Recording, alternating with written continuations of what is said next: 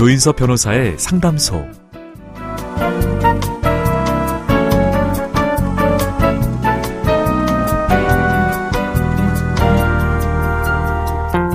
더 늦기 전에 이 말은 저마다 다르게 들릴 겁니다.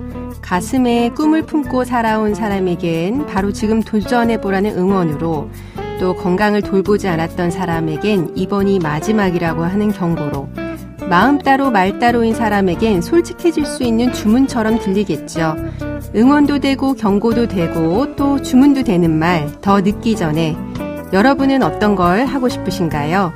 조인섭 변호사의 상담소, 지금 바로 문을 열겠습니다.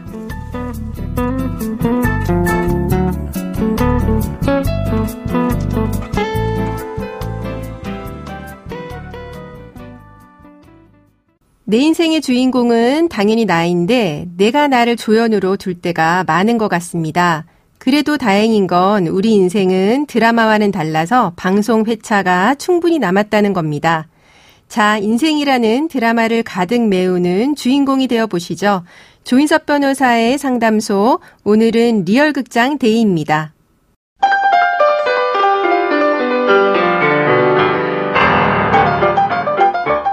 세상 그 누구보다 가까운 사이였는데 헤어지면 남보다 못한 사이가 되는 게 뭔지 아세요? 바로 이혼한 부부입니다. 저는 3년 전에 이혼을 했어요. 그 당시에 5살이었던 아들의 친권과 양육권은 아이 엄마가 가져가게 됐죠. 뭐 어쩔 수 없다고 생각을 했습니다. 아이한테는 아무래도 아빠보단 엄마가 더 필요할 테니까요. 그렇게 저는 세 식구가 함께 살던 집에서 나와서 작은 빌라 하나를 얻었습니다. 그런데 그러던 어느 날이었습니다. 아이 엄마가 아이와 함께 저희 집에 왔습니다. 오, 집이 좁긴 하지만 꽤 좋은데 어때? 혼자서 살만해? 당신이 여긴 웬일이야? 아직 애랑 만나는 날도 아닌데? 그게 말이야, 나 여행 좀 다녀올까 해서 프랑스에 사는 내 사촌동생 알지? 거기에 좀 다녀올게. 한 달 정도만 당신이 애를 좀 맡아줘. 그럴 수 있지? 뭐? 아니, 여행이라니 프랑스 무슨... 당신이 그럴 돈이 어딨어. 우리 재산 나눈 건 다 당신이 빚진 거 갚는 데 쓴 거 아니야? 당신 설마 5천만 원이 생겨서 그런 건 아니겠지? 그건 내가 양육비로 준 거잖아. 당신... 그 설마야. 근데 나도 그동안 애 낳고 키우고 이혼하느라 얼마나 힘들었다고. 기분 전환 좀 하고 올게. 응? 아이 엄마는 갑자기 아이를 저한테 맡긴 채 호련히 프랑스로 떠났고, 그렇게 한 달이 지났습니다. 그동안 저는 직장을 다니면서 아이를 어린이집에 데려다주고 데려오고 먹이고 입히고 씻기느라 엄청 바빴어요. 그래서 저희 어머니가 왔다 갔다 하면서 아이를 봐주지 않으셨다면 제가 정말 정신이 없었을 것 같습니다. 그런데 어느 날 어머니가 이렇게 말씀을 하시더라고요. 야, 큰애야, 애엄마는 언제 애 데려간다니? 나도 내 손자가 예쁘긴 하지만은 너희 동생 애들까지 봐주느라 몸이 10개라도 부족해. 엄마 허리 아픈 거 알아 몰라? 알죠. 그러게요. 저 엊그저께 입국했다고 들었는데 제가 연락을 좀 해볼게요.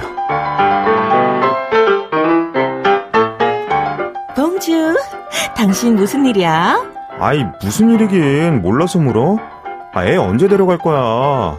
애가 엄마 보고 싶다고 난리라고. 올랄라, 그랬구나. 나도 우리 아들 보고 싶지. 옆에 있으면 좀 바꿔줄래? 지금 시간이 몇 시인데. 당신 지금 벌써 밤 10시야, 10시. 어? 애 잠자는 시간도 몰라? 그랬구나. 내가 한국에 들어온 지 얼마 안 돼서 아직 시차 적응이 안 됐어. 암튼 애 봐줘서 고마워. 멸치볶음?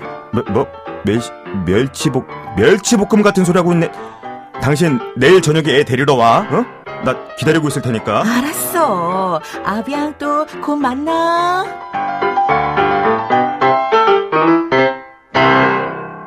아이 엄마가 아이를 데려가고 한 나흘 정도 지났을까요? 퇴근길에 아이 엄마한테 전화가 왔습니다.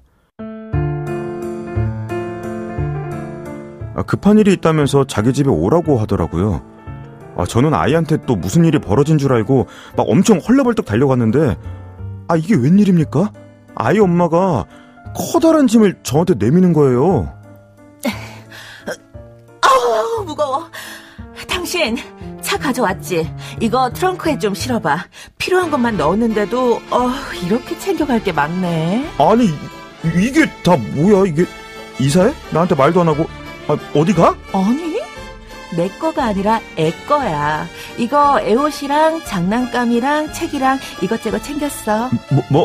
아니 당신 또 어디 가? 아니 그게 아니고 애랑 단둘이 잘 살려면 재취업해야지. 나 프랑스 다녀와서 깨달았잖아. 내가 정말 바게트를 좋아했더라고. 나 제과제빵 자격증 있는 거 알지? 아는 언니가 빵집 차린다고 해서 좀 도와줄까 하고. 뭐? 제빵사가 되겠다고? 이제 당신 그 애 보면서 할 수 있겠어? 그 빵집은 어딘데? 응? 그게 충남 공주에 있어.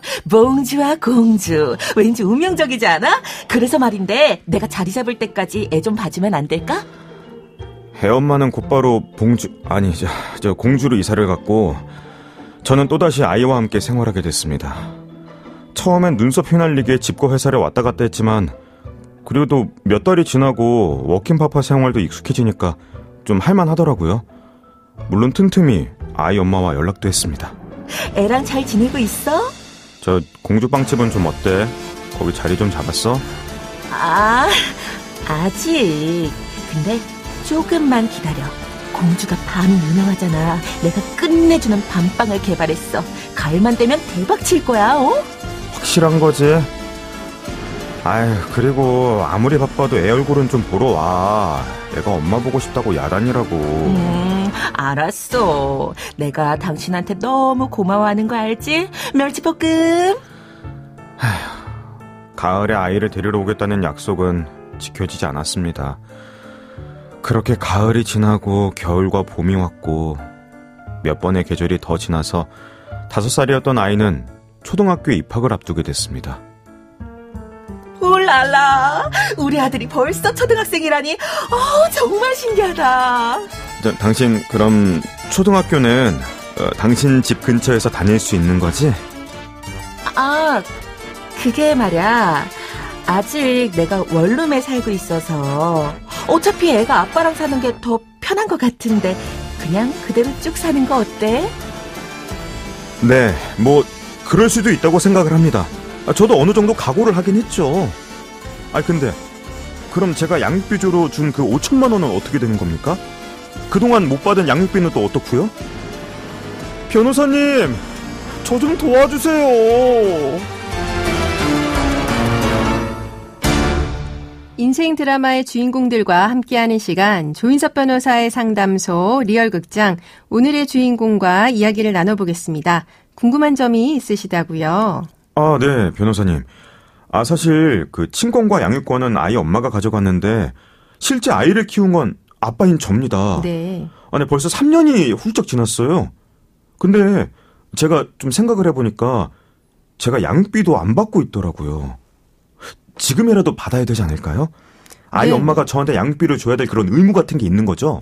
네, 아무래도 이제 이혼을 하시면서 친권 양육권은 엄마 쪽으로 이제 정한 것 같으세요. 네, 하지만 이제 문제는 친권 양육권은 엄마 쪽에 있는 상태에서 사연자분이 이제 아버지가 아이를 키운 부분이 문제가 되는데요. 원칙적으로는 친권 양육권이 엄마로 지정이 된 상태에서 아버지가 양육을 했을 때 아버지가 양육비 청구를 할 수는 없습니다. 하지만 이제 또 다르게 생각을 해보면 아버지가 이제 불법적인 상태에서 아이를 데리고 와서 키운 게 아니라 엄마가 아이를 아버지한테 데려다 주고 키워달라고 해서 아버지가 키우신 거잖아요. 네, 맞습니다. 그렇죠. 이제 이런 경우에는 서로 간에 어떤 아이를 키우는 것에 대한 약속이 있었다라고 봐서 양육비를 받으실 수가 있을 것도 같습니다. 그럼 양육비를 받을 수 있는 거죠? 저 근데 갑자기 궁금한 게 좀 생겼는데 저 같은 경우가 실제로도 좀 있나요? 네, 실제로 약간 유사한 사례가 있긴 했는데요. 그 사건 같은 경우는 양육자로 지정된 아버지가 불의의 사고로 사망을 했는데 이후에 1차적으로 부양 의무가 있는 엄마가 그 자녀의 고모에게 자녀를 이제 맡긴 사건이었습니다. 고모가 엄마한테 과거 양육비를 구상금으로 청구한 사건인데 그게 인정이 됐었거든요. 또 이 판례에서 그 부모가 자녀들의 양육에 관해서 다른 내용을 합의했다라고 이제 하는 경우에는 양육 방법을 변경한 것에 대해서 서로 합의를 입증할 수 있다라고 하면 양육비를 청구할 수 있다라고 하는 취지의 판례도 있었습니다. 그렇군요. 그러면은 그동안 제가 못 받은 양육비를 좀 받으려면 저는 어떤 것부터 좀 하면 될까요? 네, 사실 제가 봤을 때는 엄마 쪽에서는 아이를 키울 생각이 별로 없으신 것 같아요. 아무래도 아버지가 쭉 아이를 키우셔야 될 것 같은데 지금 법적으로는 엄마 쪽으로 친권 양육권자가 정해져 있으니까 친권 양육권자를 아버지 쪽으로 변경하는 청구 소송을 하시면서 장래 양육비도 같이 청구를 하시고요. 네. 다만 이렇게 소송을 진행하면 소송 기간이 꽤 걸립니다. 길면 1년 정도 걸리실 수도 있거든요. 그 사이에도 이제 양육비를 받으실 수 있는 사전 처분이라고 하는 거를 같이 신청하시면 좋을 것 같습니다. 사전 처분은 어떤 걸 처분한다는 걸까요? 제가 법적인 건 하도 몰라서. 네, 그렇죠. 이제 말 그대로 사전 처분이라고 하는 거는 최종 결정이 나기 전에 미리 이제 법원에서 재판 중에 이제 지켜야 하는 룰을 이제 정하는 건데요. 이런 사전 처분은 뭐 임시 양육자를 누구로 지정하는지 또 아이를 인도하라든지 아니면 면접 교섭, 양육비 이런 다양한 내용이 있습니다. 근데 지금은 아버지 같은 경우는 소송 진행하면서 아이의 임시 양육자로 나를 정해달라 그리고 아이의 양육비를 달라라고 하는 사전 처분을 신청하시면 되겠습니다. 그렇군요. 그리고 제가 애엄마한테 5천만 원 준 게 있거든요. 네. 양육비로 쓰라고요. 그거 제가 돌려받고 싶은데 좀 어떻게 돌려받을 수 있을까요?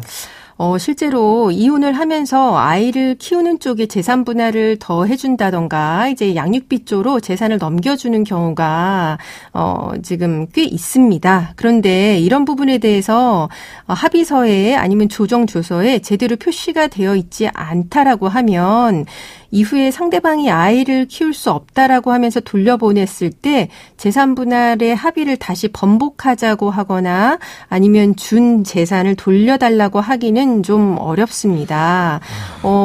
이제 5천만 원을 줄 때 이거를 아이의 이제 양육비 쪽으로 줬다라고 하는 부분이 정확하게 명시가 되어 있다라고 하면 받을 수 있겠지만 그렇지 않다라고 하면은 사실상은 받기가 어렵지 않을까 하는 생각이 좀 듭니다.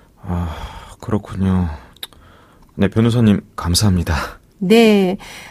이렇게 오늘의 주인공을 만나봤습니다. 살다 보면 머리 아프게 황당하고 나한텐 이런 일이 없을 줄 알았던 일들이 벌어지곤 하죠. 그런 분들을 위해서 법이 열려 있다는 점 잊지 않아 주셨으면 좋겠습니다. 조인섭 변호사의 상담소, 조담소는 언제나 당신과 함께합니다. 마지막 곡으로 챗 베이커의 Let's Get Lost 들려드리면서 저는 이만 인사드립니다. 지금까지 로이어 조인섭이었습니다.